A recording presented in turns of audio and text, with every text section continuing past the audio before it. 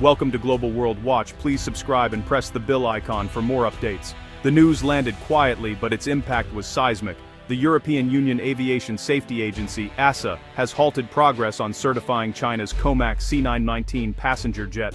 This means the C919 won't be flying in European skies anytime soon, a major setback for China's aviation ambitions. For decades, Airbus and Boeing have dominated the skies. The C919 was supposed to break that duopoly. By blocking its entry, European regulators have made clear, joining this exclusive club is harder than ever. This isn't just about one airplane, it's about the future of global travel, trade, and technological rivalry.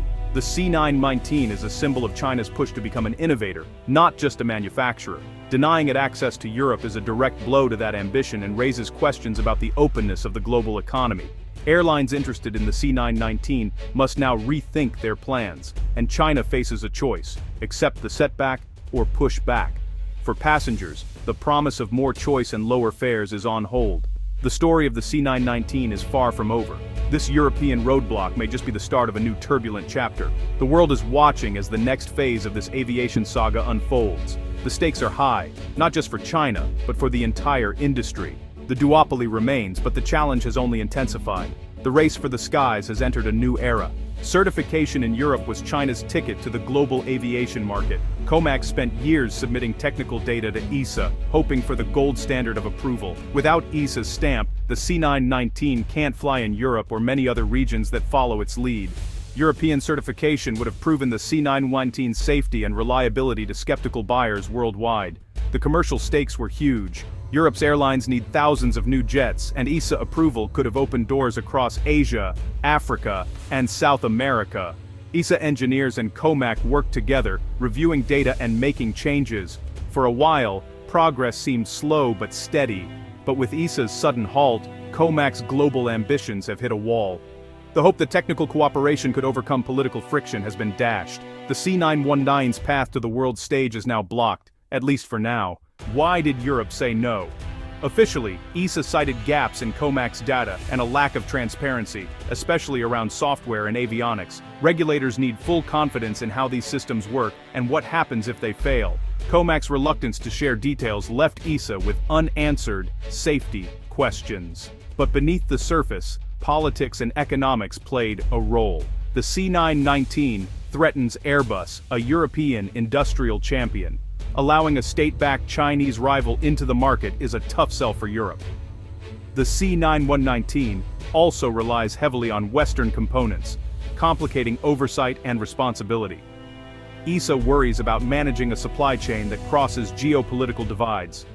Ultimately, trust is at the heart of aviation safety, and recent tensions between China and the West have eroded that trust.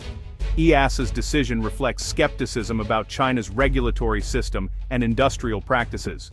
Certifying the C919 would mean endorsing more than just a plane. It would mean endorsing China's entire approach. For now, Europe isn't ready to take that leap. The wall of rules stands tall, and the C919 remains on the outside. The message, the bar for entry, is higher than ever. In Washington and Seattle, Europe's decision was met with quiet relief. Officially, US leaders stress safety, but privately, this is a win for Boeing. The C919 was seen as a major threat, especially in fast-growing Asian markets where Boeing has long been strong. Europe's move keeps the C919 grounded, protecting Boeing's international market share for now.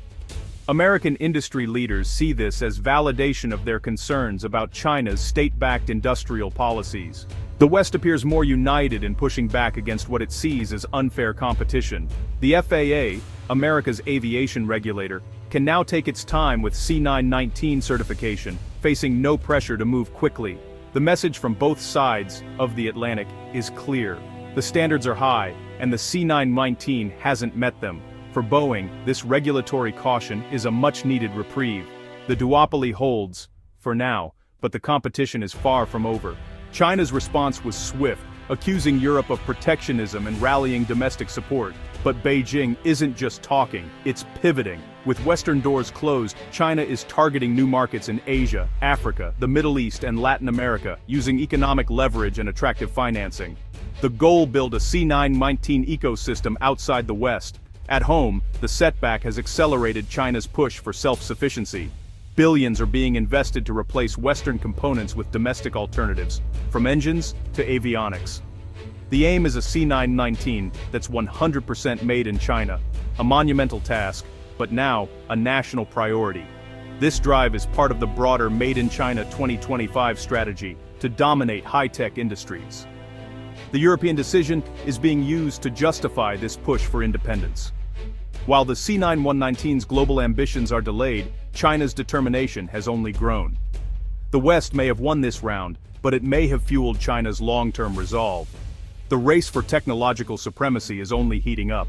Will China strike back? Retaliation is likely, but it will be calculated. China's biggest leverage is its role as a major customer. Future aircraft orders could shift to favor one manufacturer or be put on hold, hitting Airbus and Boeing's bottom lines. China could also disrupt the global supply chain, restricting exports of key materials or components used in Western aircraft. Regulatory retaliation is another option.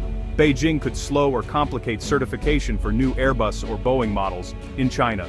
These moves would remind the West that the aviation supply chain is deeply interconnected, but China must balance retaliation with the risk of escalation and economic harm to itself. The danger is a downward spiral of tit-for-tat measures, fragmenting the global aviation system. China's next move will be strategic, weighing retribution against long-term interests. The world's aviation industry is bracing for turbulence. The stakes are global, and every move will be closely watched. The future of cooperation and competition hangs in the balance. The dream of a three-way race between Airbus, Boeing, and COMAC is delayed, not dead. For now, the duopoly remains, and passengers will keep flying on familiar jets. But the battle lines are clearer than ever, and China's ambition is undiminished. The C919 will dominate China's domestic market, giving COMAC a base to improve and expand.